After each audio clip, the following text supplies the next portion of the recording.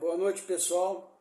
Conforme eu falei, eu fiz um breve apanhado da organização político-administrativa da República Federativa do Brasil. É claro que não é só aquilo, eu falei a introdução, né? Tem todos os artigos relativos à União, Estados e municípios, que são muitos e que não estão, graças a Deus, previstos em edital, porque é coisa pra caramba. Mas eu fiz aquilo que eu achei interessante, que era informá-los sobre determinados tópicos. E aí a gente vai voltar à administração pública do Brasil, que começa no artigo 37, que é enorme e ele foi todo estudado por nós nas outras transmissões. Quem não conhece ainda, chegou agora no canal, verifica lá, que está lá por artigo, por inciso, seja lá como for, da forma como eu fui dividindo. E aí a gente pula para o artigo 38, que já vai começar a tratar dos servidores públicos, tá? Ao servidor público da administração direta, autárquica e fundacional, no exercício de mandato eletivo, aplicam-se as seguintes disposições, certo? Então, é o cara que ele é um funcionário público, ele foi eleito para deputado, tá? Tratando-se de mandato eletivo federal, ou seja, deputado federal, senador, presidente, tudo que for nível federal, estadual também, governador, deputado estadual ou distrital, tá? Nada municipal, ficará afastado de seu cargo, emprego ou função. Então, se ele for eleito para algum cargo na União, né, no governo federal ou em qualquer governo estadual ou distrital, ele tem que se afastar do cargo. Inciso segundo, investido no mandato de prefeito, sabe, aí já estamos falando em nível municipal, ele será afastado do cargo, ou seja, o camarada é auditor da Secretaria da Fazenda, do Estado do Rio, da Cefaz Rio de Janeiro. Aí ele se candidata a prefeito e ganha. Ele vai ser afastado do cargo de auditor, enquanto ele for prefeito, né? Emprego ou função, né? No caso aí é um cargo, né? Mas se ele for de um emprego público, ele é um funcionário da Caixa Econômica Federal ou qualquer outra função, ele será afastado, sendo-lhe facultado optar pela remuneração. Por quê? Porque a depender da prefeitura, o auditor fiscal ganha muito mais do que o prefeito, da maioria dos municípios do Brasil. Então ele vai optar por continuar recebendo o subsídio de auditor fiscal. Mas ele tem que se afastar do cargo de auditor, ele só pode optar pelo subsídio de auditor e vai atuar como prefeito. Mas também não vai receber, não vai acumular o de prefeito, tá? Não vai receber nada da prefeitura, vai continuar recebendo pelo Estado, que paga lá os auditores. Inciso 3. Investido no mandato de vereador, havendo compatibilidade de horários, perceberá é receberá, tá? As vantagens de seu cargo, do cargo que ele já ocupa, ele já é funcionário público, cargo, emprego ou função, sem prejuízo da remuneração do cargo eletivo, do cargo de vereador. E, não havendo compatibilidade, será aplicada a norma do inciso anterior. Ou seja, se ele puder ser vereador, tá? Se o órgão para o qual no qual ele é servidor público permitiu, os horários permitirem que ele atue como vereador e como aquela função que ele já tem, de concursado ou cargo comissionado, não interessa, se for possível, ele vai receber de vereador e o vencimento que ele já recebe, tá? Se não for possível, vai ser aplicada a norma do inciso anterior. Ele vai ter que optar pelo maior, obviamente, que ele não vai optar pelo menor, né? Inciso 4º, em qualquer caso que exija o afastamento para o exercício de mandato eletivo, seu tempo de serviço será contado para todos os efeitos legais, exceto para a promoção por merecimento, tá? Lembre lá de um membro do MP, né, RJ no caso, que a promoção se dá por antiguidade e merecimento alternadamente. Então, o tempo, se ele quiser ser deputado, se ele quiser ser até presidente, beleza, mas esse tempo, enquanto presidente, se ele ficar um mandato, 4 anos, ele não vai contar para promoção por merecimento, vai contar para todos os efeitos legais da carreira dele, menos para promoção por merecimento. E o inciso 5º, na hipótese de ser segurado de regime próprio de previdência social, permanecerá afiliado a esse regime no ente federativo de origem. Regime próprio de previdência social é o regime previsto em estatuto. Então, quem é funcionário da União, do governo federal, está vinculado ao estatuto, que é a Lei 8.112. Quem é do Estado do Rio de Janeiro está vinculado ao Decreto-Lei 220, que cai no concurso e que dá as normas as normas do funcionalismo público e fala do regime próprio de previdência social, que cada órgão no Estado do Rio de Janeiro vai cuidar do seu. Mas quem é estatutário tem direito a um regime próprio de previdência. Ele não está vinculado ao INSS para fins de aposentadoria, ok? A não ser que ele tenha outra função na iniciativa privada e contribua para o RGPS, que é o Regime Geral de Previdência Social. Quinto foi esse que eu acabei de... Então quer dizer que se ele for segurado de regime próprio, então ele está pela 8.112, pelo regime previdenciário lá da 8.112.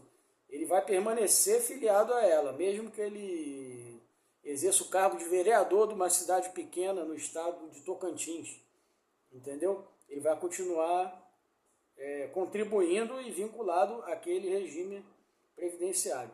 A seção 2 fala dos servidores públicos civis, né? Então, vamos a ela. Artigo 39. A União, os Estados, o Distrito Federal e os municípios instituirão Conselho de Política de Administração e Remuneração de Pessoal, integrado por servidores designados pelos respectivos poderes.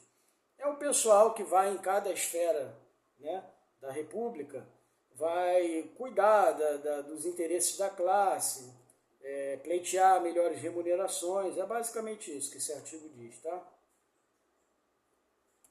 A União,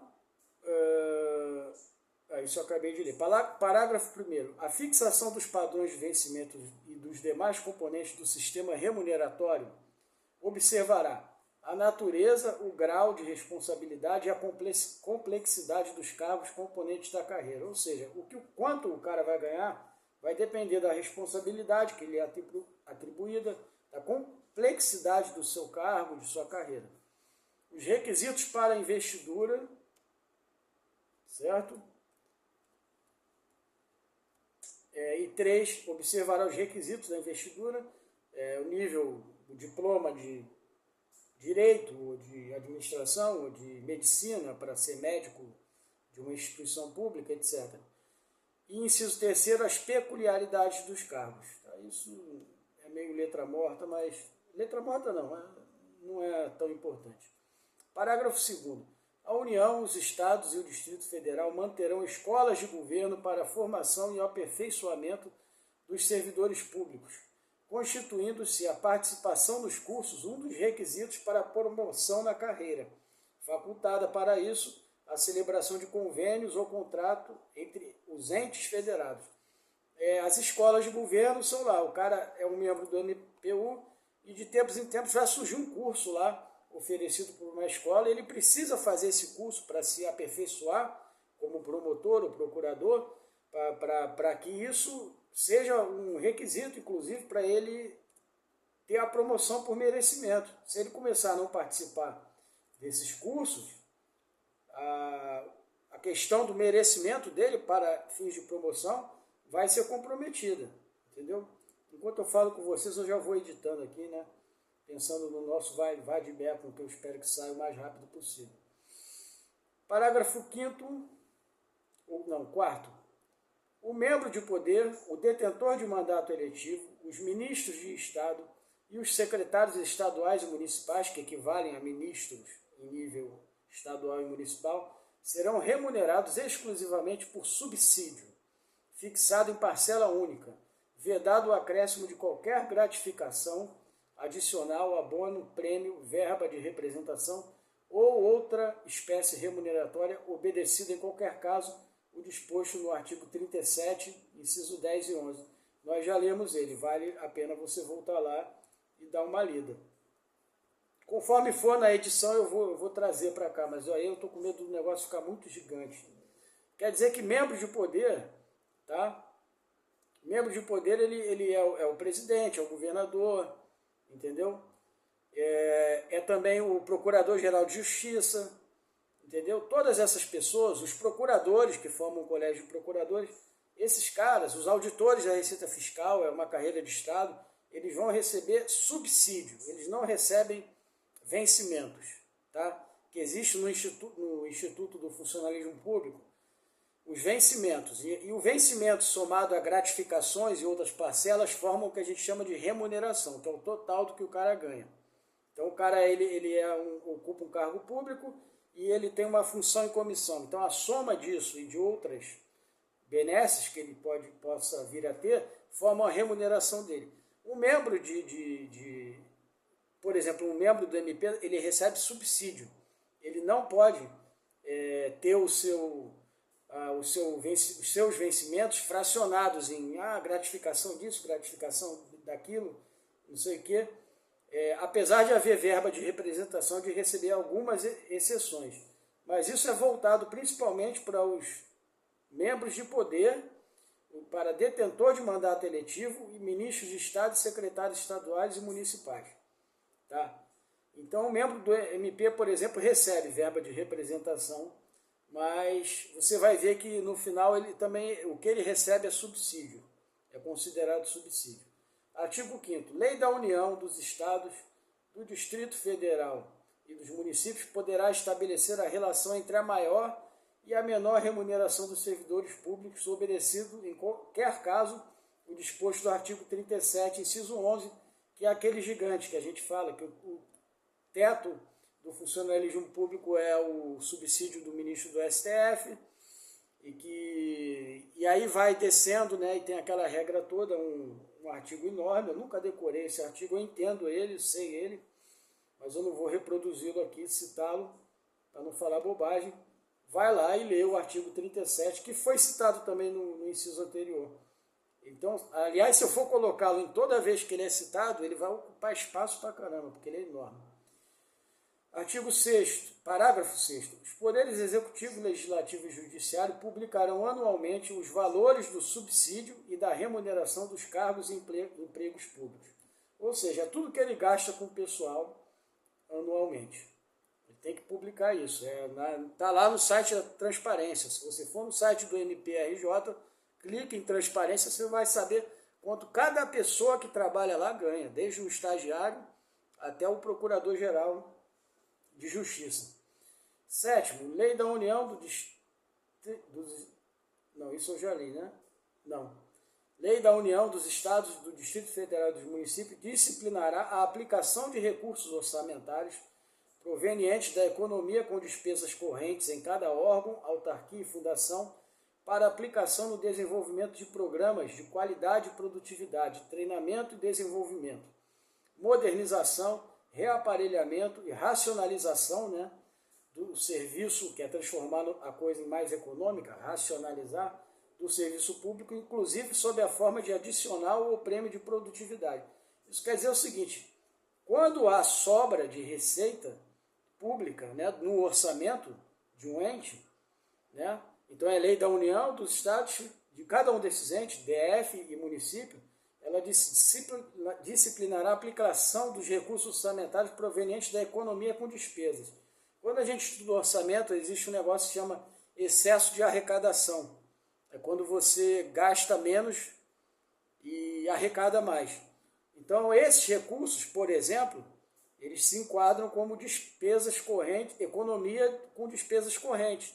O órgão passou a gastar menos, fez um contrato de licitação com o órgão, um contrato de eficiência, que agora está previsto na lei de licitação, e começou a economizar 40% em energia. Aquela economia vai ser revertida para isso, para programas de qualidade, produtividade, treinamento, desenvolvimento do pessoal, modernização, reaparelhamento, né, a parte de TI e outras partes em geral, operacionais, racionalidade do serviço público, inclusive sob a forma de adicional ao prêmio de produtividade. Esse dinheiro que vai sobrar pode ser utilizado dessas formas aí que estão previstas no parágrafo 7º. Parágrafo 8º. A remuneração dos servidores públicos organizados em carreira poderá ser fixada nos termos do parágrafo 4º. Rapidinho aqui o parágrafo 4º, ele fala, o membro de poder, detentor de mandato eletivo. Então ele diz que a remuneração dos servidores públicos organizados em carreira, aí é o caso que eu falei dos auditores fiscais e tal, existe uma carreira, podem se organizar também recebendo subsídio único, parcela única, e não vencimentos, mais gratificações, mais não sei o que lá, mas não sei o que lá, um monte de penduricário que formam a remuneração. Ele poderá optar pela opção dos detentores de poder e cargos de mandato eletivo. E o inciso 9º, para encerrar o 39, é vedada a incorporação de vantagens de caráter temporário ou vinculadas ao exercício de função de confiança ou de cargo em comissão à remuneração do cargo efetivo. Isso aconteceu muito no passado. Como é que era?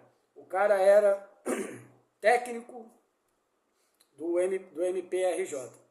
Aí o órgão tinha criado lá uma função de confiança, que só pode ser exercida por membros efetivos, tá? Por concursados.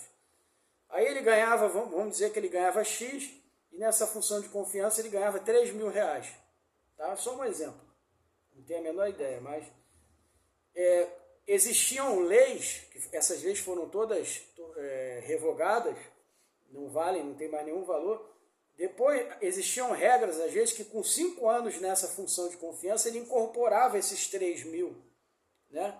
Que depois vai ser anualmente corrigido. Então ele passava a ter um aumento gigante, ou significativo do seu subsídio, do seu vencimento, por ficar 5 anos ou 10 anos, entendeu? Isso não pode mais acontecer. Ou ele ocupava um cargo em comissão que dava a ele R$ 2.500. Depois de 3 anos, era incorporado, ele passava a ter direito subjetivo àquele dinheiro, mesmo que ele não ocupasse mais o cargo em comissão, mesmo que ele fosse exonerado do cargo e voltasse só para a função dele, certo? Então isso não existe mais, tá? E agora nós temos o artigo 40, que vai falar do RPPS, Regime Próprio de Previdência.